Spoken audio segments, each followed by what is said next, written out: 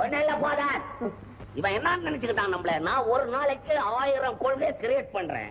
இவன் வந்து எங்கிட்ட கொள்கை பேச போய் போய் அவங்கிட்ட போய் கொள்கை பத்தி பேசுறேன். நான் என்னப்பா சொன்னேன்? தனக்காக வாழக்கூடாது, பிரச்சனைக்காக வாழணும், அதுலதான் சந்தோஷம் இருக்குன்னு சொன்னேன். பாருப்பா சொன்னியா நீ? அது ஒண்ணு போதுமே. கர்மம் என்னடா ஈ அடிக்கிற? கர்மம் கர்மம். டேய் கொள்கை பத்தி நான் சொல்றேன்டா.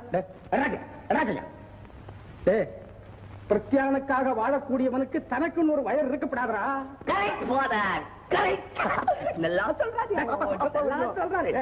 பப்ளிக் போல் ஃபாதர் நம்ம ட்ராக்கு தாண்டா வர்றார்.